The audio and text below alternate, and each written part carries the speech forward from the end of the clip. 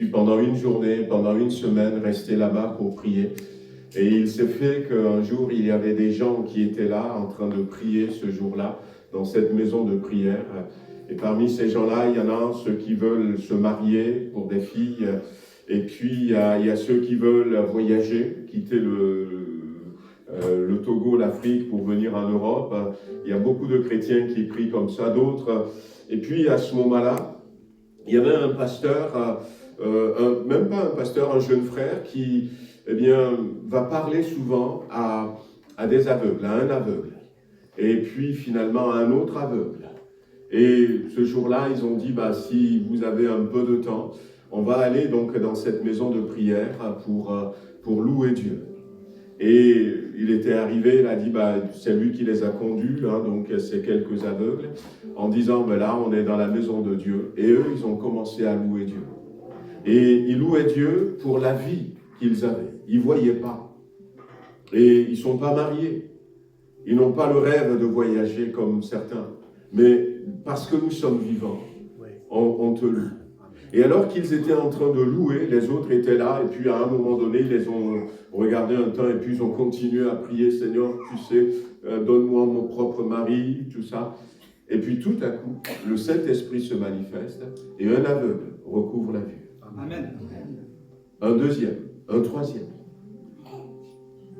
Et ils ont continué à louer le Seigneur. Ils n'ont même pas demandé ça. Ils n'ont même pas demandé ça. Et les autres, ils sont là. Ouais, si nous pouvons déjà remercier le Seigneur pour ce que nous avons. Amen. Des fois, on est tellement dans des besoins, que ce que le Seigneur nous fait, on ne le remarque même pas et on ne prend pas le temps pour lui dire merci. Vous voyez, vraiment, prenons ces moments de louange pour dire merci à Dieu. Oublions les choses qui sont autour de nous et puis disons merci à Dieu. Amen. Frère et à notre sœur, merci aussi à la partie technique, Camille et Michael. Merci pour ces moments de louange. Gloire à notre Dieu. Amen. Que son nom soit béni, que son nom soit magnifié. Alléluia. Nous louons notre Dieu, nous le glorifions. Il est véritablement ressuscité. Amen. Notre Jésus est ressuscité. Il n'est pas resté dans le tombeau. Et il avait dit lui-même que quand il va partir, il reviendra. Et il est parti et il est revenu. Amen. Il est revenu avec puissance, il est revenu avec gloire. Vous savez, aujourd'hui, il y a des gens qui peuvent prétendre être des Christ, des gens qui peuvent dire, moi, j'ai fait des choses, et certains même en disant ça, ils essaient de dire, j'ai fait des choses et puis je peux être comparé à Jésus-Christ. Mais parmi toutes ces personnes qui sont là, que ce soit des chefs d'autres religions, personne n'est ressuscité. Personne n'est ressuscité. Seul Jésus-Christ est ressuscité. Amen. Et nous sommes les témoins, dira l'apôtre Pierre, dira l'apôtre Jean, dira aussi Paul, qui va avoir ce privilège de voir Jésus ressuscité. Et parce que notre Seigneur est ressuscité, la foi que nous avons n'est pas basée sur de vains discours, mais notre foi est basée sur quelque chose de vrai, quelque chose d'authentique. Et Jésus est ressuscité, et parce que Jésus est ressuscité, et Jésus nous montre par sa résurrection que le péché est vaincu. Le péché est vaincu parce que la Bible nous dit que Jésus est mort, il est ressuscité, il a vaincu la mort. Alors je ne sais pas si vous vous souvenez de ce verset que nous avions lu dimanche dernier, c'est dans Romains chapitre 5, où la Bible dira, par exemple, le verset 12, c'est pourquoi, comme par un seul homme, le péché est entré dans le monde, et par le péché, la mort, et qu'ainsi la mort s'est étendue sur tous les hommes, parce que tous ont péché, car jusqu'à la loi, le péché était dans le monde. Or, le péché n'est pas imputé quand il n'y a point de loi.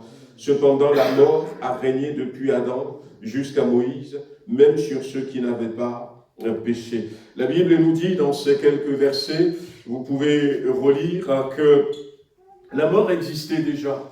Ce n'est pas le péché qui avait créé la mort. Pourquoi? Parce que dans le jardin d'Éden, vous vous souvenez, dans le jardin d'Éden, Dieu dit à Adam et Ève, ils n'ont pas encore péché, que si vous désobéissez à mes ordres, si vous mangez du fruit de l'arbre que je vous défends, vous allez mourir. Ça voudrait dire que la mort existait. Mais la mort va régner par le péché. Le péché, la mort était là, mais Dieu n'avait même pas peur de mettre Adam et Ève là-bas, parce que la mort, au départ, n'avait aucun pouvoir sur Adam et Ève. Aucun pouvoir. La mort ne peut pas les toucher, la mort ne peut pas les atteindre. Eux, ils font leur vie tranquille. Et c'est là où nous voyons ce que Jésus a fait pour nous, parce qu'il nous restaure dans cet état original. Et la mort est là, mais Adam et Ève aussi sont là.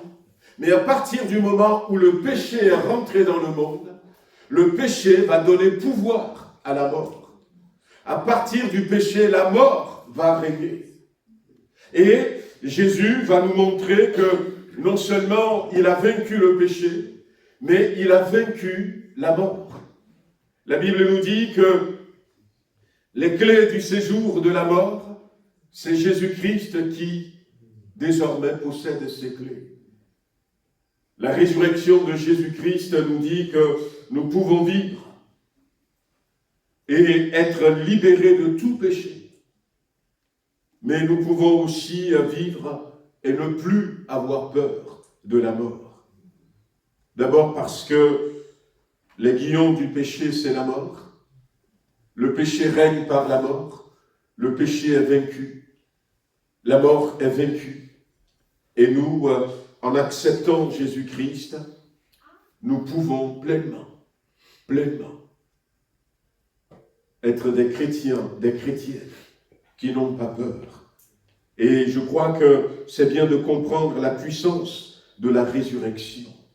La Bible dira, puisque le même esprit qui a ressuscité Christ est en nous. C'est l'apôtre Paul qui l'avait dit. Et de comprendre quelle est la puissance de cet esprit qui habite en nous. Jésus ressuscité va montrer, et d'ailleurs on en avait parlé la dernière fois, l'apôtre Paul en parle dans Éphésiens, dans Colossiens, et ils vont dire que parce que Jésus est ressuscité, il a hérité d'un nom qui est au-dessus de tout nom. Et nos frères et sœurs ont chanté encore ce matin, ton nom est le plus grand.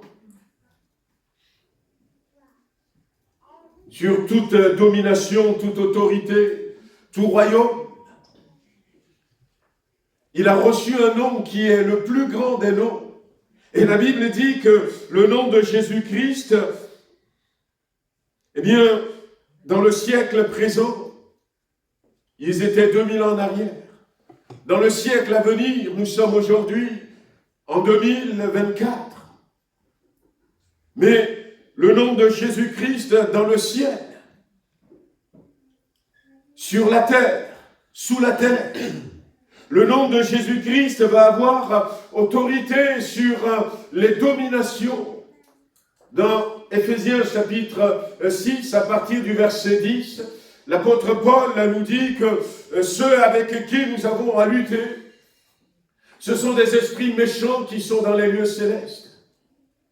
Ce sont des forces de ténèbres qu'on appelle des principautés. C'est contre le diable. Mais le nom Jésus, parce que Jésus est ressuscité, il a obtenu un nom qui est plus grand que tout. Rien ne peut nous nuire.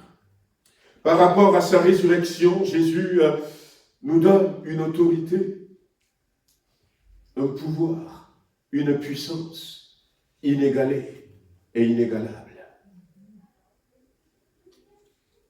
Jésus est mort et ressuscité. Il ne serait pas ressuscité. Il serait comme certains chefs religieux qui sont dans le monde. Mais il est ressuscité. Et il a obtenu ce nom. Ce nom que nous avons. Ce nom que nous avons. J'écoutais la dernière fois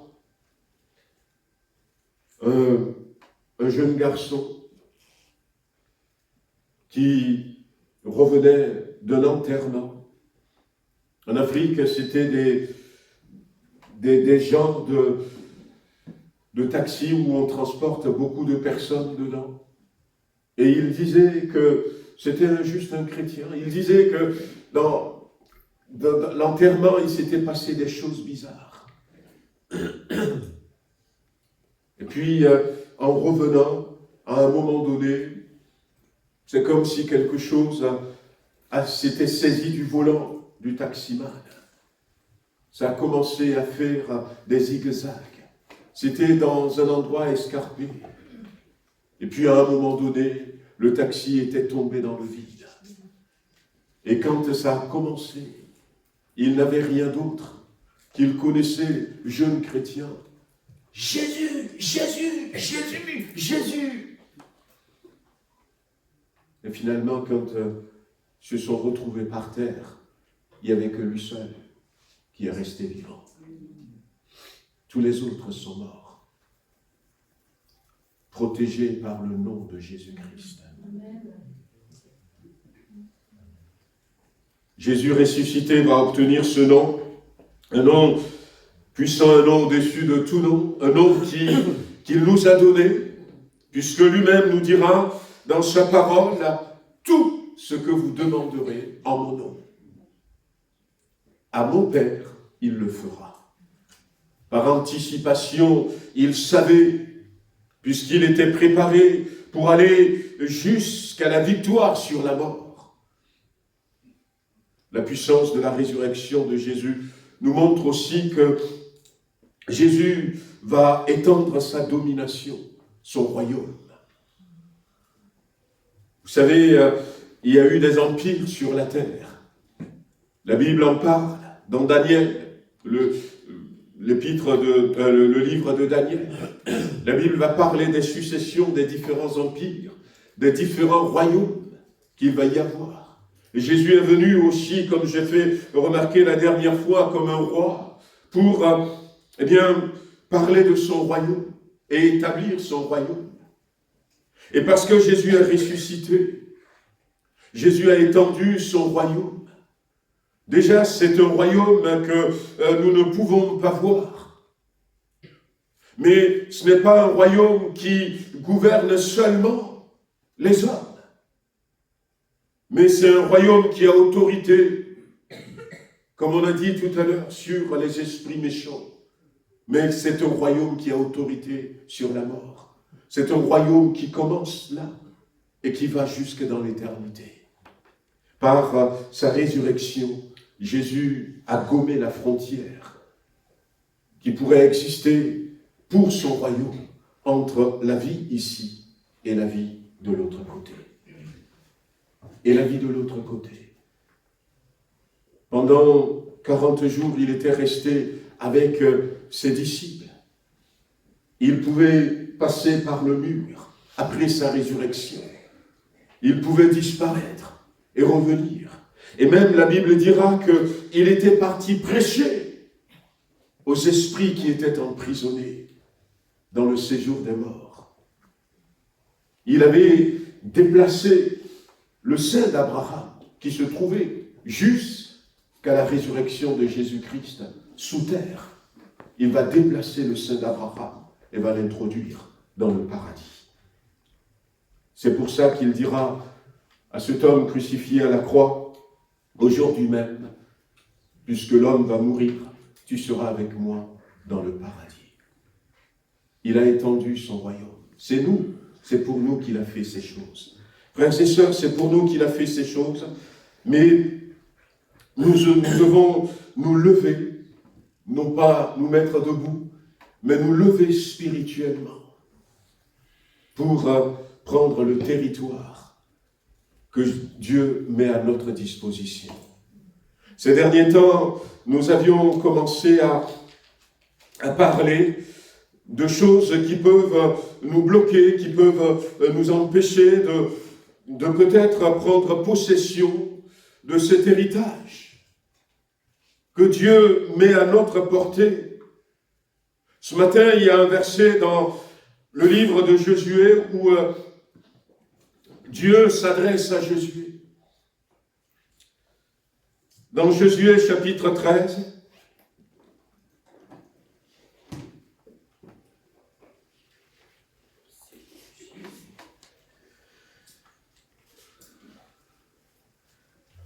la Bible dit, Josué était vieux, avancé en âge. Et l'Éternel lui dit, alors, tu es devenu vieux, tu es avancé en âge, et le pays qui te reste à soumettre est très grand. Et la Bible va détailler le pays qui reste. La Bible dira, voici le pays qui reste à soumettre. Tu es devenu vieux, tu es avancé en âge, et le pays qui te reste à soumettre est très grand. Bien-aimés, je ne sais pas quel est ce pays qui nous reste à soumettre aujourd'hui. La Bible dira que Moïse avait vécu jusqu'à 120 ans. Et Moïse n'avait pas perdu sa vigueur. Pas du tout. Il n'avait pas perdu sa vigueur. Il est resté solide. Il n'a pas perdu, surtout, la Bible va le préciser, il n'avait pas perdu sa vision. Pas du tout. Et la vision, c'est important. Mais on se demande pourquoi et comment se fait-il que finalement Josué, qui était le successeur de Moïse, et qui a vu Moïse faire, la Bible va dire qu'il était devenu vieux. Devenir vieux, ce n'est pas forcément prendre de l'âge. C'est un état d'esprit. Un état d'esprit. À un moment donné, on ne l'avait pas dit peut-être, mais celui qui avait cet état d'esprit jeune, c'est aussi Caleb. Caleb qui va se pointer devant Josué et qui va lui dire en quelques mots, va lui dire ceci: il y a 45 ans que Dieu avait dit qu'il va me donner ce territoire. Et ma vigueur n'a pas diminué. Ma vigueur n'a pas diminué. Il avait à ce moment-là 85 ans. Il était resté jeune. Il était resté comme quand il avait 40 ans. Le temps a passé. Les années se sont écoulées. Mais Caleb était resté dans la vigueur de toute sa force. Et Josué, finalement, qui lui a été chargé de cette belle mission. Vous savez ce que Dieu avait dit à Josué? Dieu lui a dit, tout lieu, tout endroit où tu vas poser tes pieds, je te donne. Je te donne. Tout endroit où tu vas poser tes pieds, je te donne. Si tu poses tes pieds, eh bien, en France, et si tu me demandes, je te donne la France. Si tu poses tes pieds dans ton quartier, dans ce jardin public, peut-être où les garçons viennent pour fumer de la drogue, faire toutes sortes de choses, mais si tu me dis, mon Dieu, je réclame cet endroit, je te donne cet endroit. Josué avait reçu cette promesse. Moïse était décédé à 120 ans, comme j'ai dit tout à l'heure. Josué a 110 ans. Il n'a même pas atteint l'âge de Moïse. Mais avant cela, Dieu va lui dire, tu es devenu vieux. Tu as perdu ta vigueur. Tu as perdu ta vigueur. Tu as perdu peut-être ton espérance. Tu as perdu ta force. Jésus est ressuscité, frères et sœurs. Et Jésus, nous, en ressuscitant, comme on a dit tout à l'heure, va nous donner son esprit. Va nous ouvrir une porte extraordinaire. La Bible dira même que nous avons été transportés lorsque nous devenons chrétiens. Si quelqu'un devient chrétien ce matin, la Bible dit que quand on devient chrétien, on est transporté littéralement dans ce royaume sans frontières, ce royaume qui couvre tout espace.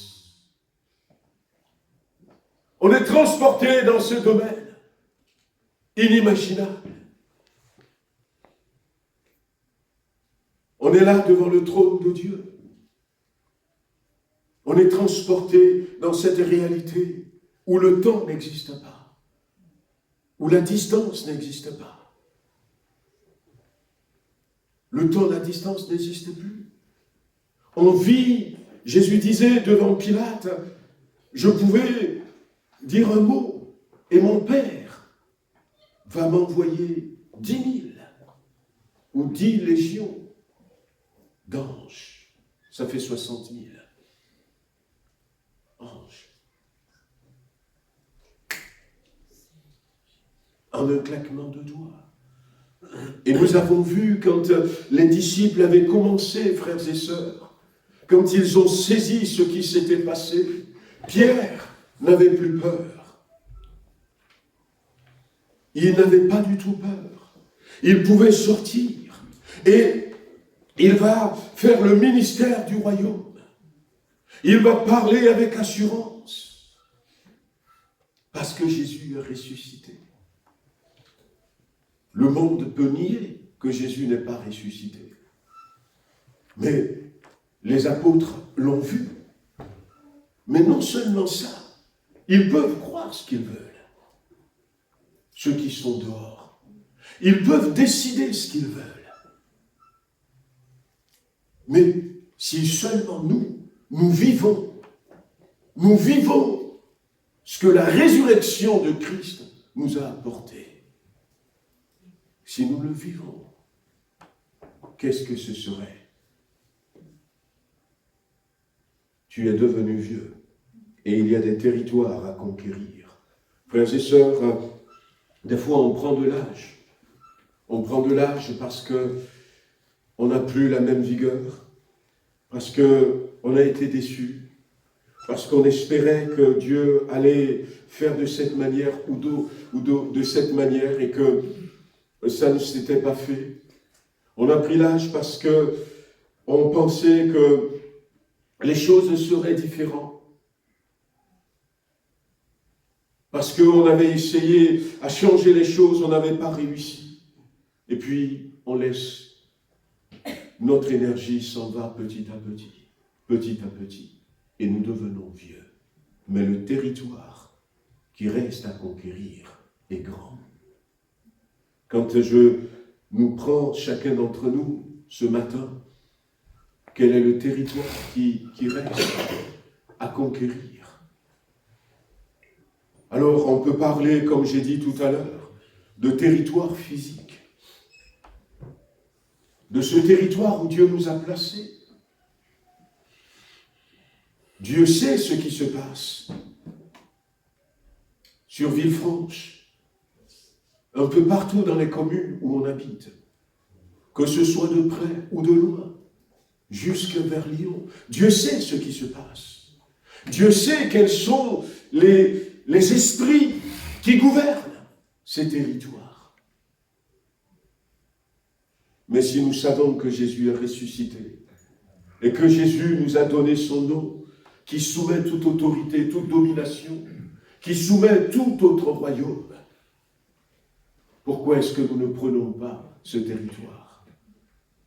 Pourquoi est-ce que nous ne prenons pas ce territoire? Pourquoi nous laissons ces esprits contrôler les choses? et s'imposer à nos garçons, mettre la violence dans nos rues, enlever la paix que Dieu donne. Pourquoi est-ce que nous ne prenons pas ce territoire? Dans le quartier où nous habitons, dans le parc qui est à côté, dans les rues qui passent devant nous, et dans ces écoles qui sont là tout autour de nous, où vont nos enfants.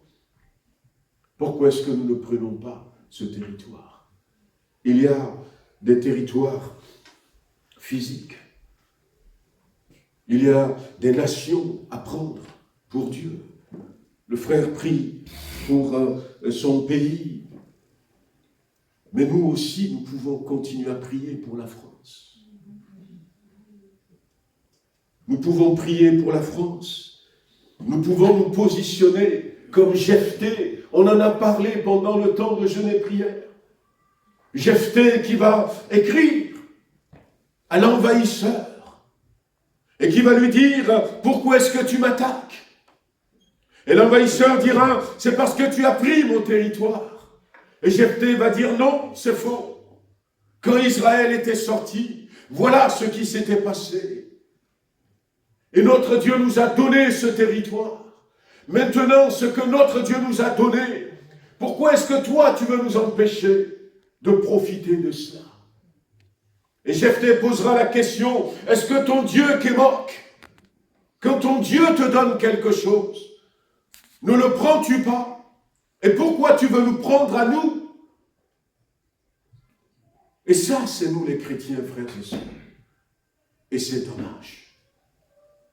C'est dommage que ce que Dieu nous donne, on laisse l'ennemi le prendre. Et on laisse l'ennemi s'asseoir sur nos têtes. Parce que nous ne réalisons pas.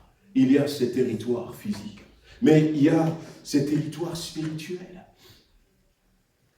Il y a ces territoires spirituels, frères et sœurs.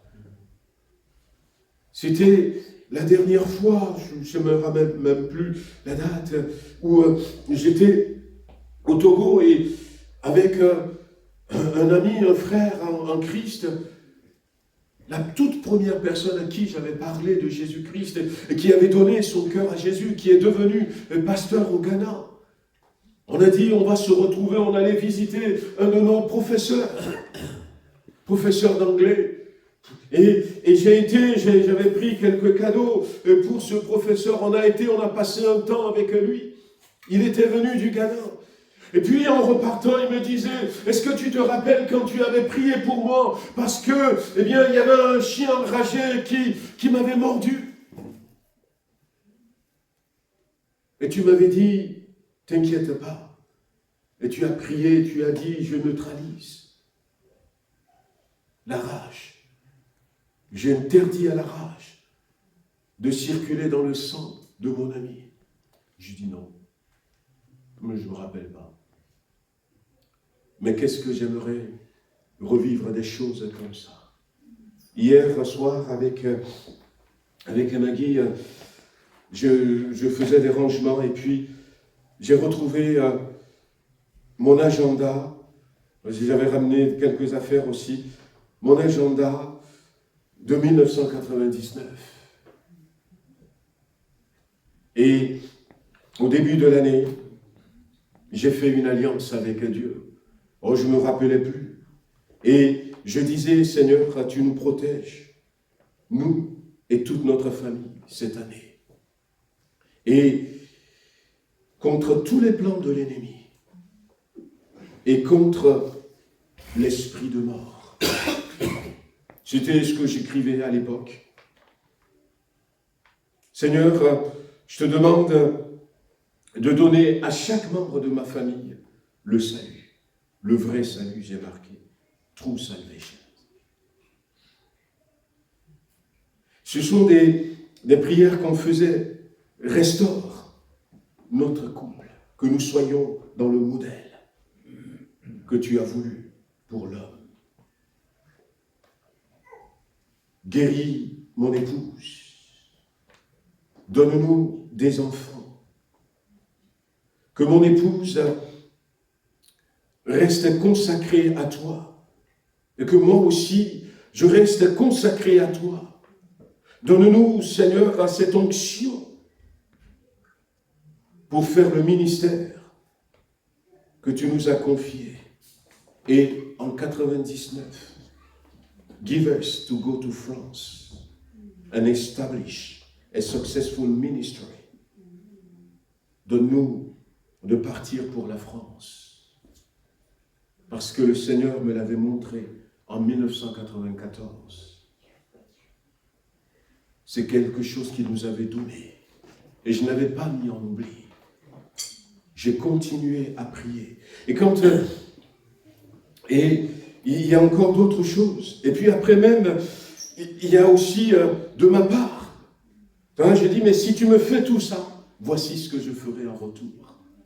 Et quand j'ai relu ça hier, Maggie me dit, t'as bien fait ce que tu devais faire en retour. Je dis, je me rappelle. J'avais quitté le Togo le 1er janvier 2000. Mais quand on faisait des choses comme ça, je l'écrivais sur un papier et je le mettais dans ma Bible. Et chaque fois que je lis ma Bible, je prie par rapport à ces points. Et chaque année, on faisait. Et à la fin de l'année, on remercie le Seigneur. Nous avons des territoires à prendre. Est-ce que les membres de nos familles sont déjà sauvés? Est-ce que les membres de nos familles sont déjà sauvés, frères et sœurs? La Bible dit que ce geôlier dans Actes chapitre 16, à qui Paul va dire, crois au Seigneur Jésus, tu seras sauvé, toi et ta famille. Et cette même nuit, l'apôtre Paul avec Silas ont prêché l'évangile à cet homme, à sa famille. Ils ont donné leur cœur à Jésus. Ils ont été baptisés d'eau. Sa famille était sauvée. Corneille, lorsque Pierre était venu dans Actes chapitre 10, chez Corneille, et quand Pierre a commencé à prêcher l'évangile, la Bible dit qu'à un moment donné, le Saint-Esprit était descendu sur Corneille, sur sa famille et sur tous ceux qui étaient là. Et pourquoi pas nos familles, nous? Pourquoi pas nos familles, nous? Bien-aimés, ça fait partie des choses que Jésus nous a données. Ça fait partie des territoires à gagner. À gagner, bien-aimés. Ça fait partie des territoires à gagner, nos frères et sœurs, nos familles, ceux qui nous entourent, nos collègues. Nous pouvons les gagner pour le Seigneur. Parce que nous avons l'autorité. Parce que nous avons le nom. Parce que nous sommes dans le royaume. Et que constamment nous sommes devant le trône. Devant le trône. Je me rappelle de cette dame qui un jour va dire, Seigneur, la situation est compliquée. Aide-moi. Et puis, la situation ne s'arrangeait pas. Et le temps passait. Et là, elle sentait une oppression de l'ennemi tellement puissante.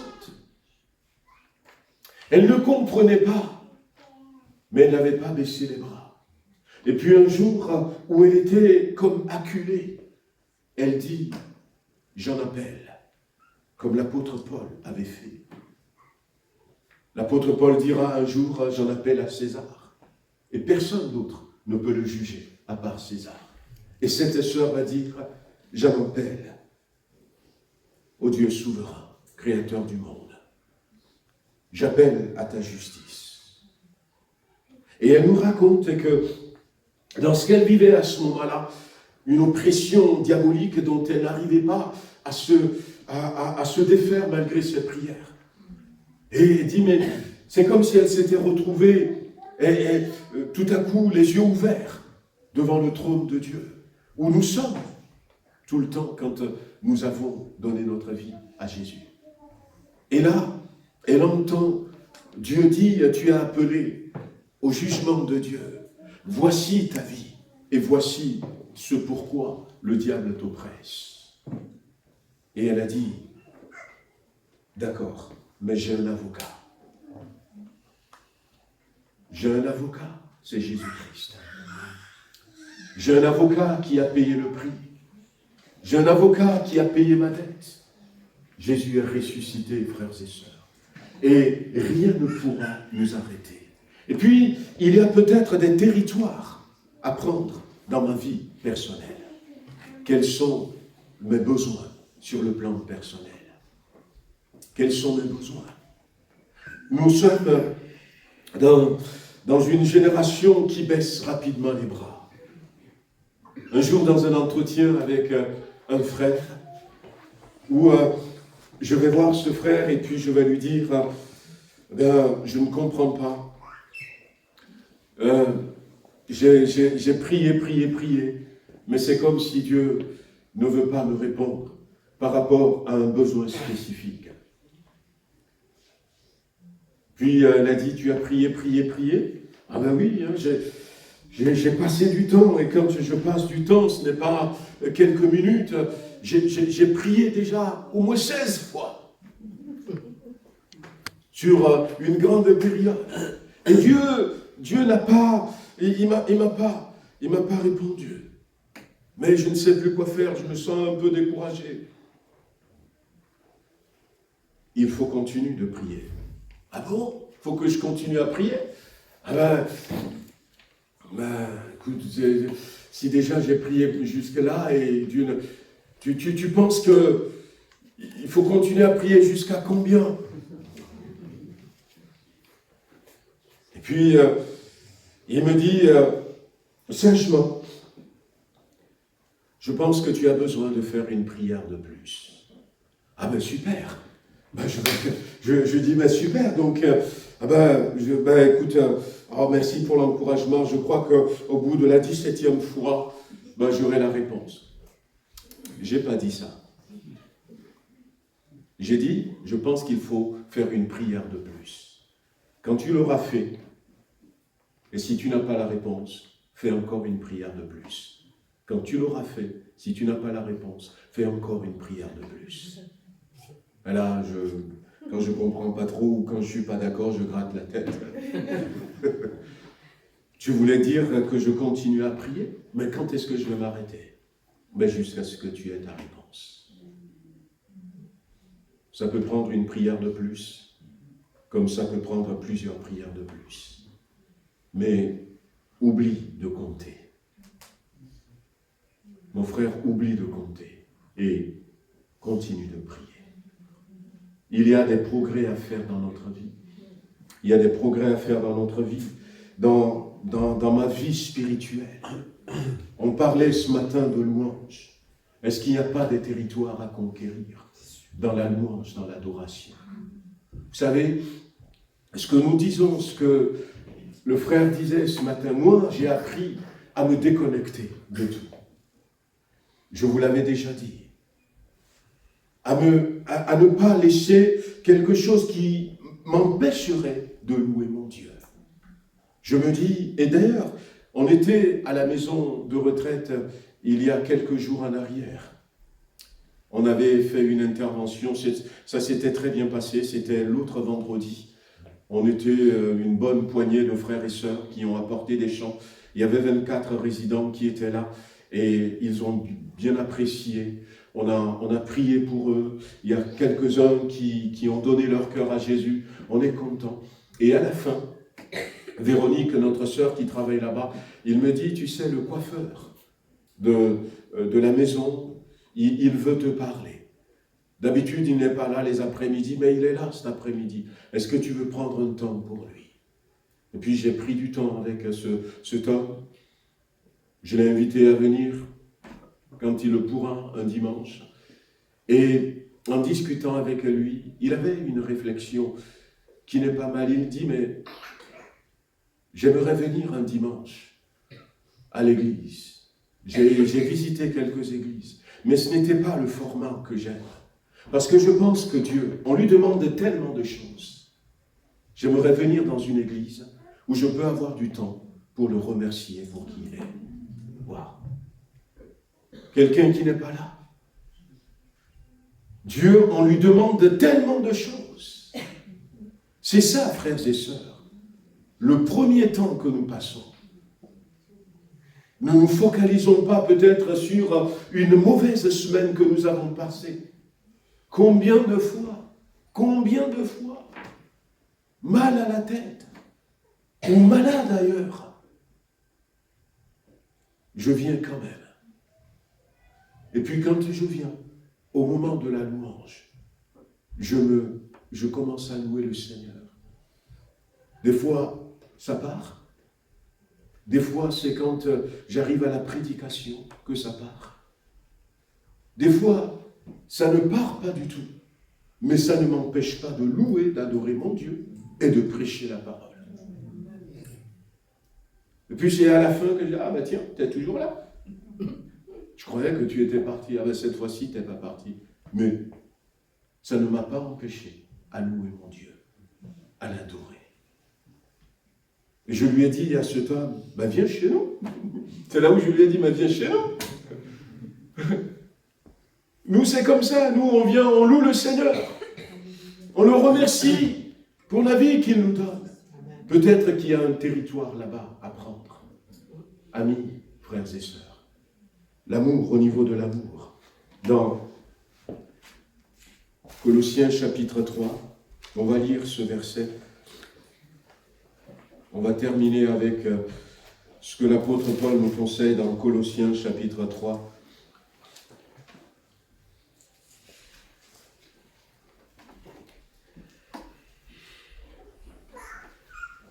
Ainsi donc, bien-aimés, comme des élus de Dieu, saints et bien-aimés, revêtez-vous d'entrailles de miséricorde et de bonté. Je parlais de territoire personnel à prendre. Est-ce que mes entrailles sont des entrailles de miséricorde? Est-ce que mes entrailles sont des entrailles de bonté? Un homme était venu vers Jésus-Christ et lui a dit, bon maître, bon maître. Et Jésus lui dit, pourquoi est-ce que tu m'appelles bon? Il n'y a qu'un seul qui est bon, c'est Dieu. Mais aujourd'hui, Jésus est ressuscité. Le voile est déchiré. Et nous sommes devenus des enfants de Dieu. Le Christ habite en nous. Et nous sommes réconciliés avec Dieu. Nous sommes branchés sur Dieu. Et le Saint-Esprit est là en nous. Le fruit du Saint-Esprit, la bonté. La bonté de Dieu doit se manifester à travers nous, maintenant que Christ est ressuscité. Mais revêtez-vous d'entrailles de miséricorde et de bonté, d'humilité. Où est-ce que j'en suis par rapport à ça? La douceur, la patience. Supportez-vous les uns les autres. Et si l'un a sujet de se plaindre de l'autre, pardonnez-vous réciproquement. Wow. Le pardon. Où est-ce que nous en sommes par rapport au pardon? Où la Bible nous dit, supportez-vous les uns les autres. Nous sommes une famille. Nous sommes une famille, frères et sœurs. Nous formons un corps. Je ne sais pas comment est-ce que vous êtes dans votre famille. Mais nous, on n'est pas parfait dans ma famille. Pas du tout. On n'est pas parfait. Eh bien, des fois, il y a des choses qui se passent, non pas à la manière dont forcément l'un ou l'autre le veut. Mais l'apôtre Paul va nous dire, supportez-vous les uns les autres. Et on se supporte les uns les autres. Mon grand frère aîné, la dernière fois, j'ai téléphoné à un ami au Togo. Et il me dit, tu sais que ton frère est là, au Togo. Lui, il habite à Paris. Tu sais que ton frère est là? Je dis, non, je sais pas. Il est là, il était venu, on était ensemble, il est là. Bon, écoute. Je dis, mais personne ne m'a dit. Et j'ai un autre grand frère là-bas au Togo.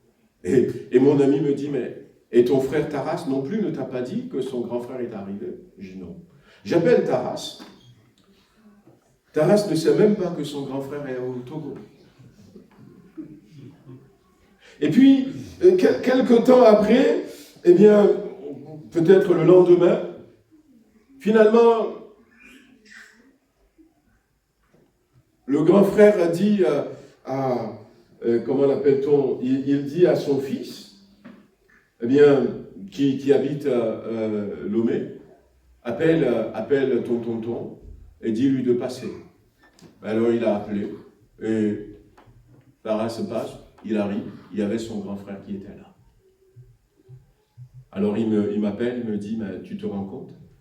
Il est venu, il m'a même pas dit. Alors je l'ai calmé. Mais ça ne s'arrête même pas là, et puis quelques jours après, il dit, écoute, je vais rentrer. Je vais rentrer demain en France. Et Taras arrive à l'aéroport. En plus, il était venu avec sa fille. et Taras dit, elle sort d'où, elle? On était venus ensemble. Et des histoires comme ça, mais on se supporte, on le supporte, mon grand frère. Tout comme lui, il me supporte. Et on se supporte. Mais le pardon est important, frères et sœurs. Le pardon est nécessaire. Le pardon. Pardonnez-vous réciproquement. De même que Christ vous a pardonné. Pardonnez-vous aussi. Mais par-dessus toutes ces choses, revêtez-vous de la charité qui est le lien de la perfection. Voyez combien l'apôtre Paul va insister sur le pardon. C'est un territoire que peut-être nous avons besoin de conquérir. Si nous voulons conquérir dehors, nous devons conquérir. Un pasteur racontait une histoire. Il disait qu'un missionnaire était arrivé dans un endroit et ce missionnaire avait commencé sa mission, l'église avait commencé. Alors il y avait une jeune dame qui était possédée, qui était arrivée dans cette église.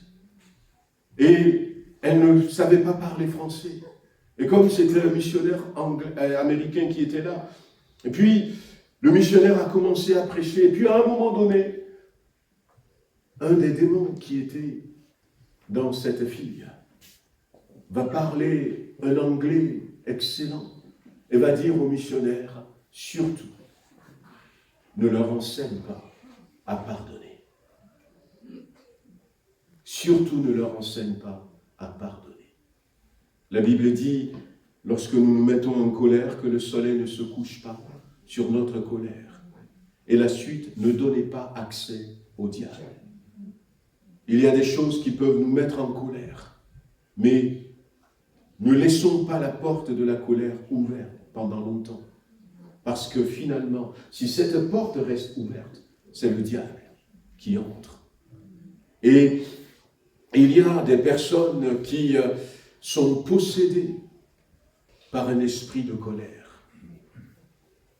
Et seulement quand ces esprits arrivent, ils viennent des fois avec leur acolyte. La dernière fois, on a parlé d'un homme remarquable à un moment donné de sa vie. Un homme dont peut-être vous n'entendez pas souvent parler. Cet homme s'appelle Ahitophel. Qui c'est qui se rappelle de ce prénom? Ahitophel. Dans certaines Bibles, c'est peut-être marqué Achitophel. Ou encore, je ne sais pas, autre chose. Cet homme était un des conseillers de David.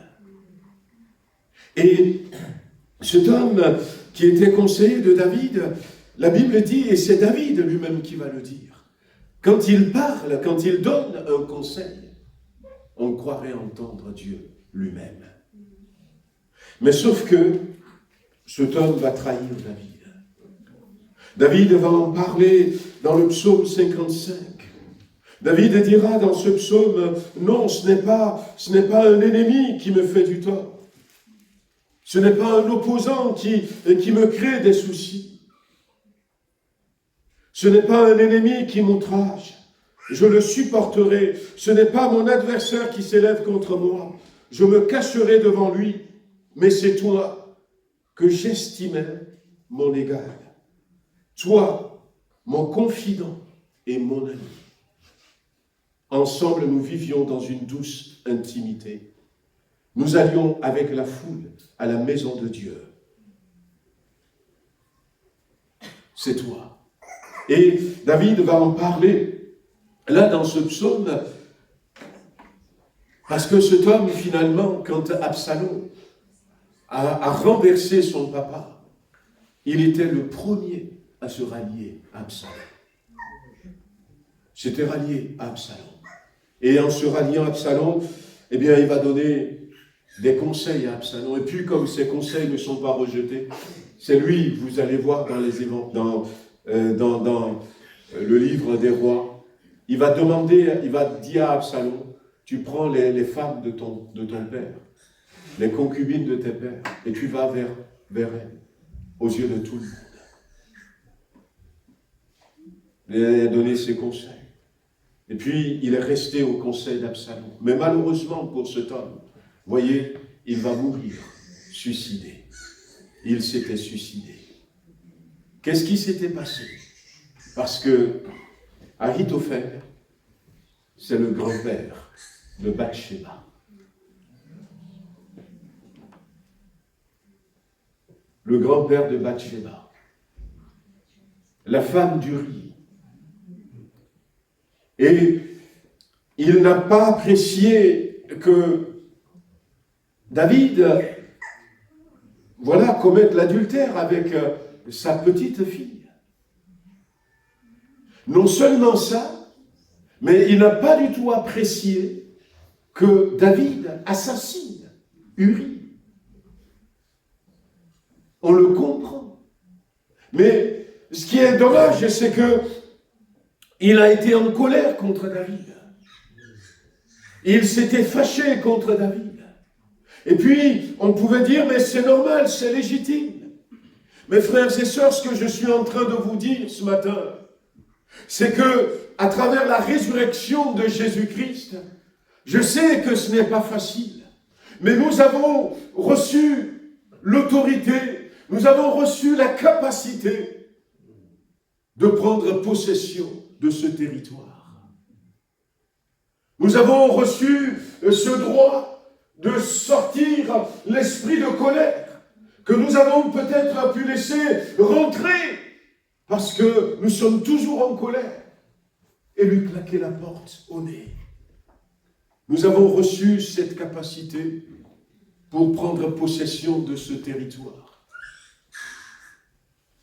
Nous avons besoin. Jésus, la Bible dit qu'il y avait un complot entre Judas qui va trahir Jésus et les Romains. Quand ils étaient venus ce soir-là, personne ne le savait, mais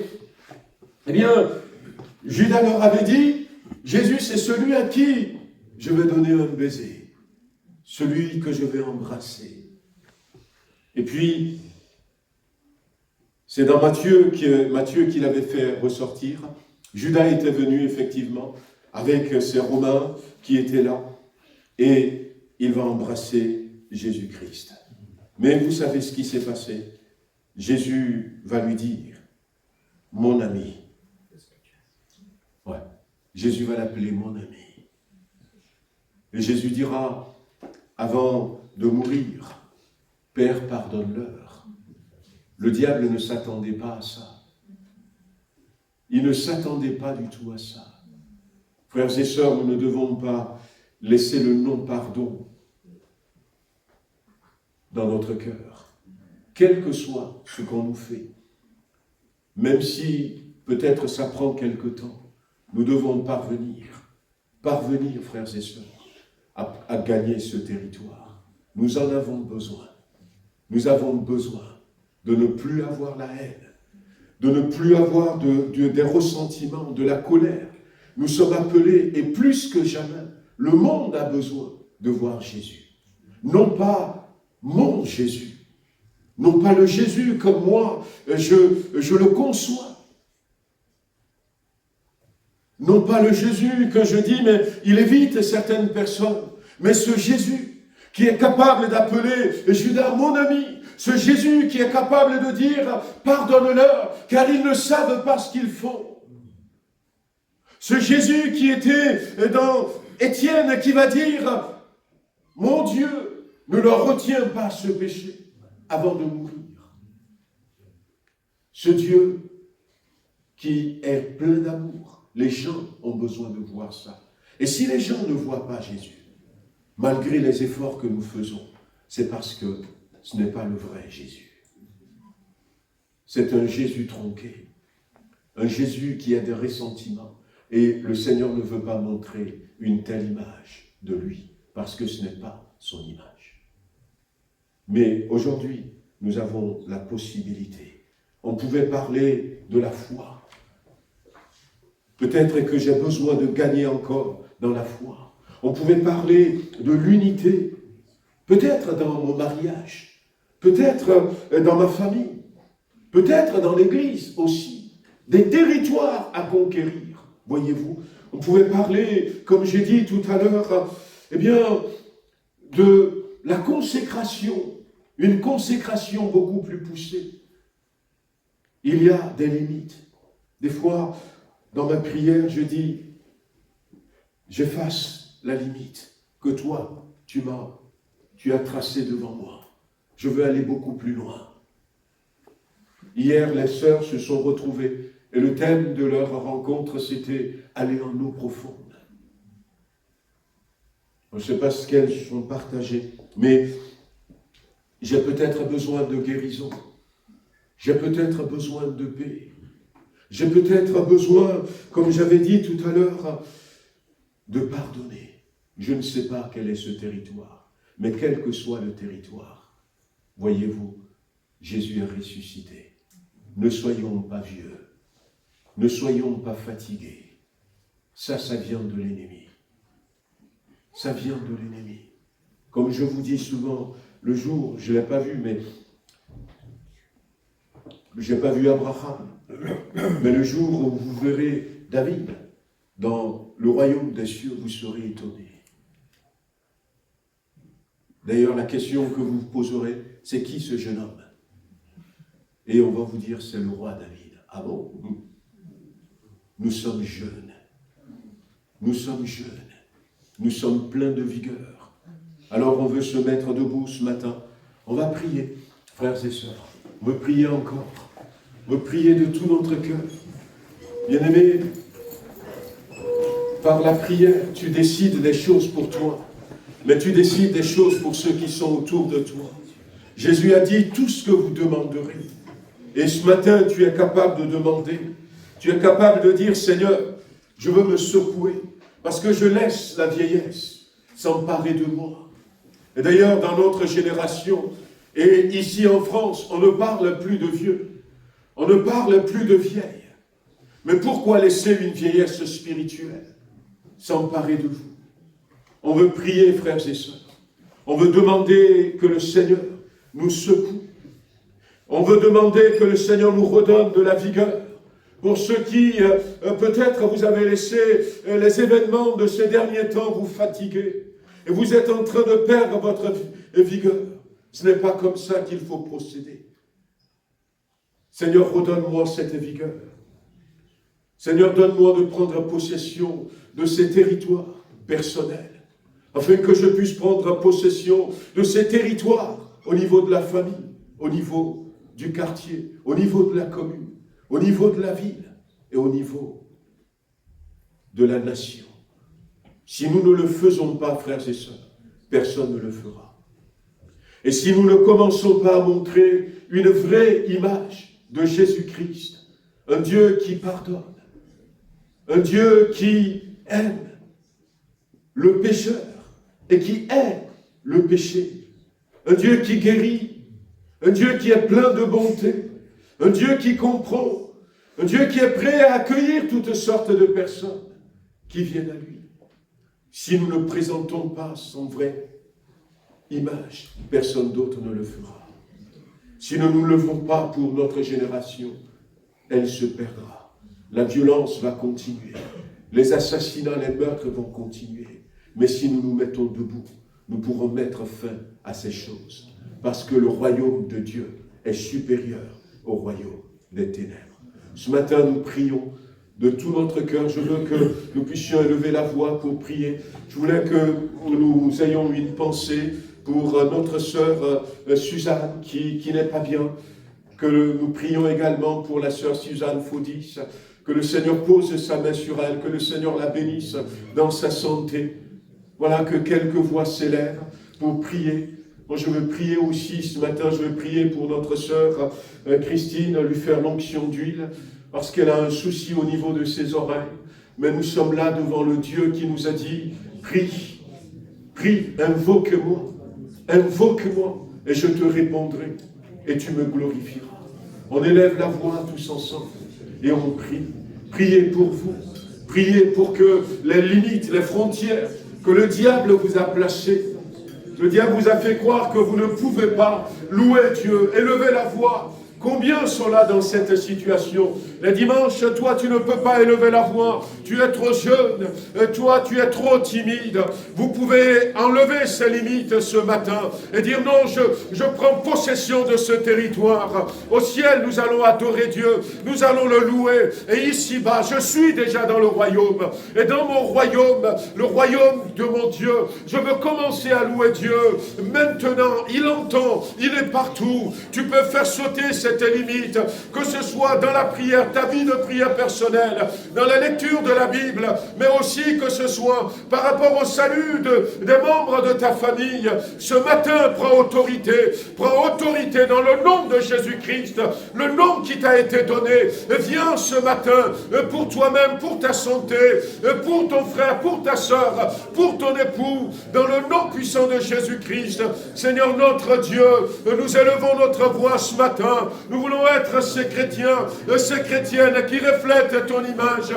Peut-être que ce matin, quelqu'un, Seigneur, lutte contre le non-pardon. Donne-lui la force de franchir enfin cette ligne que l'ennemi a tracée pour lui, devant lui ou devant elle. Au nom puissant de Jésus-Christ, nous voulons prendre possession de ces territoires. Nous voulons prendre possession de ces territoires. Nous voulons voir un changement, Seigneur. Nous croyons que tu es capable. Ce matin, Seigneur, oh, nous te prions de tout notre cœur. Il y a peut-être des bien-aimés qui n'ont pas encore confiance en toi. Donne-leur de se tourner vers toi. D'enlever, Seigneur, ces limites. Nous refusons la vieillesse spirituelle. Nous refusons, Seigneur, les limitations que l'ennemi nous impose. Au nom de Jésus-Christ. Alléluia. Christ, nous voulons remettre entre tes mains des bien-aimés qui peut-être sont ici.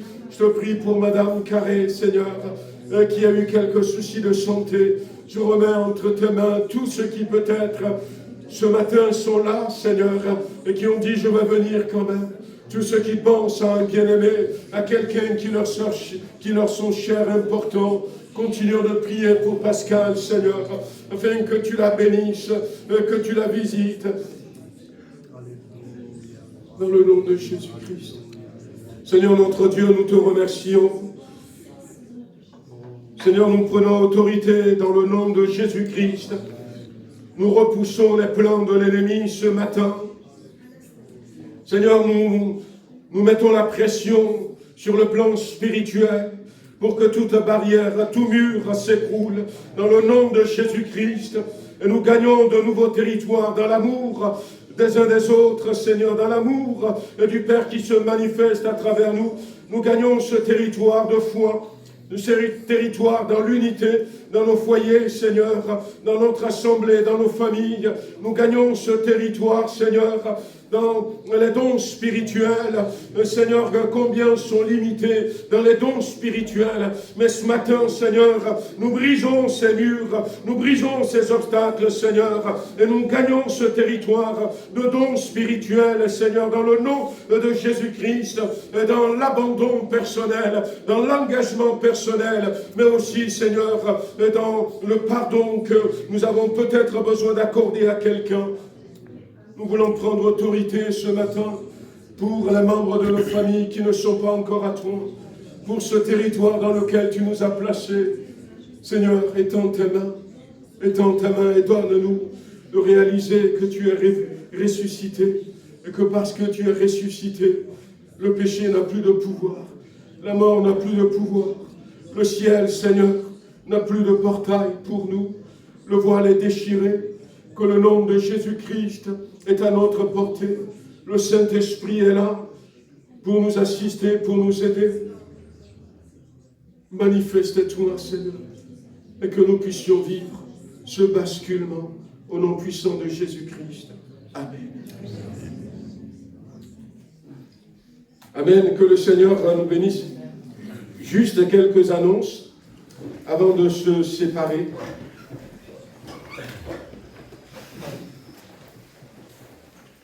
Alors, les annonces. Ça va s'afficher. Voilà, donc, au niveau des annonces, comme toujours, si vous êtes là pour la première fois, soyez les bienvenus au milieu de nous. Voilà, que le Seigneur nous bénisse. Ah, tiens, je ne vais pas changer ça, non? Non. Ah ouais, je sais pas. Bon. Ah ouais, tiens, ouais. Alors, donc, je vous rappelle le 7. Donc, hier, à nos femmes, nos soeurs, nos frères, nos filles et puis nos mamans, ils ont eu leur réunion. Ça s'est bien passé. Allez en eau profonde.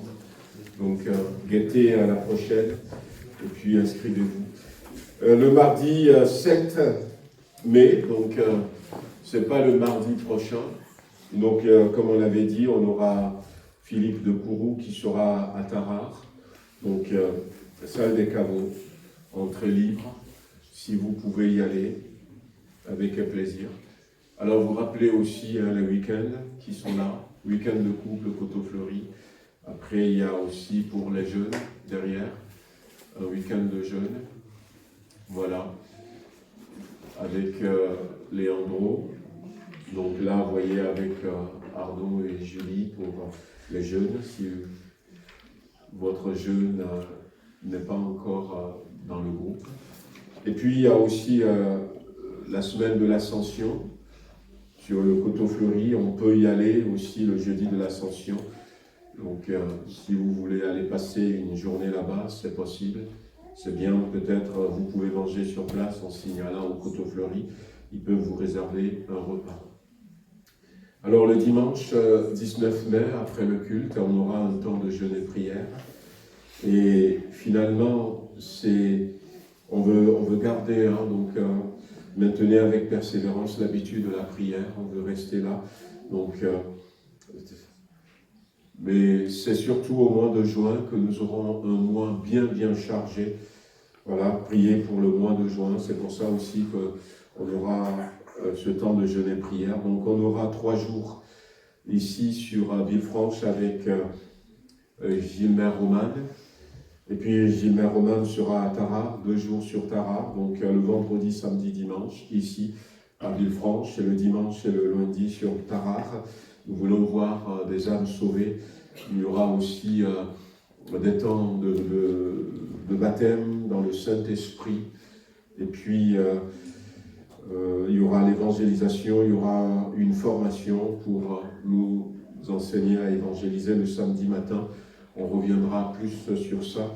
Et puis, au mois de juin, comme je disais, donc derrière, après, il y aura un service de baptême. C'est Tarare qui ouvre le bal. Donc, il y aura un service de baptême donc, le 9 juin, l'après-midi donc, à Tarare. Vous voyez, donc, puis après, on a 2 personnes sûres, peut-être une 3e, qui vont prendre le baptême sur Tarare. Et puis après, le dimanche qui va suivre, le dimanche 12 juin, ben, nous aussi, on aura un service de baptême ici. Il y a... Ah ouais, le 16. Ouais, le 16. Ouais. C'est le 16, c'est le dimanche qui va suivre, dimanche 16. Le dimanche 12, ah ouais, c'était au mois de mai, c'était le 12 mai. J'ai changé le mois. Ouais, donc c'est le dimanche 16. C'est qui a dit c'est le 16? C'est ouais, c'est le 16, ouais. Voilà, on vous les présentera, hein. Et donc, nos bien-aimés qui vont prendre le baptême. Voilà, ils sont là. Hein. On va commencer par la plus jeune, Clara. Voilà. Je vais te mettre debout, comme ça on va te voir. Voilà. Il y a Eléa. Ouais.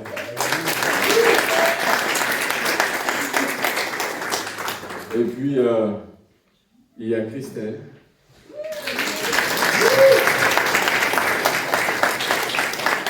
Et on termine avec Antoine.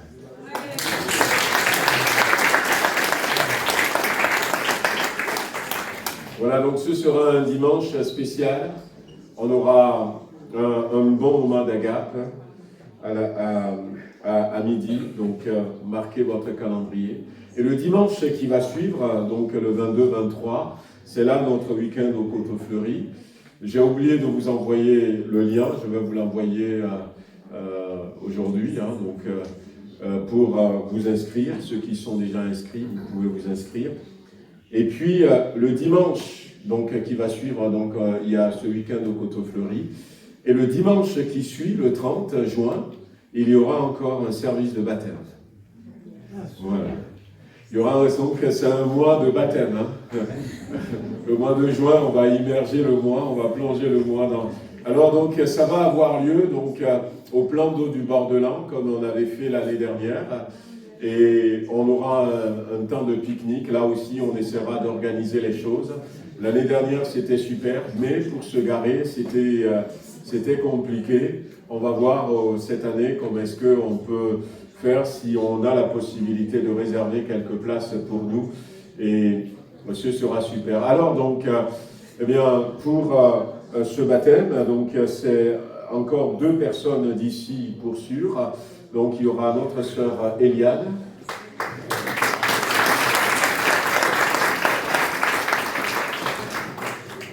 Et notre frère Roland qui n'est pas là aujourd'hui, donc on a prié pour lui. Il est à l'hôpital parce que il a quelques soucis de santé. Il devait sortir hier et puis finalement ils n'ont pas laissé sortir. Ils veulent attendre de faire une biopsie donc en début de semaine avant de le sortir. Pensez à lui et priez pour lui. Hein. Donc Roland, c'est le mari de Chantal, pour ceux qui... Ouais, Chantal Bory. Donc voilà. Donc voyez, donc priez vraiment pour ce mois de juin. Et puis si vous êtes là, vous n'êtes pas encore baptisé, bien on va repartir avec une nouvelle formation. N'hésitez pas à venir vers nous. Donc voici les annonces. Que Dieu vous bénisse. Amen. Que Dieu nous raccompagne. Je vais à nouveau demander à Arnaud s'il veut bien terminer encore par la prière. Que le Seigneur vous bénisse. Seigneur mon Dieu, merci Seigneur de nous avoir permis de nous réunir librement dans ta maison ce matin, de partager encore Seigneur ta parole, Seigneur d'être encore enseigné, Seigneur enrichi, Seigneur grandi en travers elle, Seigneur. Merci pour ces moments en famille, merci pour, nous le croyons, tes réponses à nos prières, pour les guérisons, Seigneur.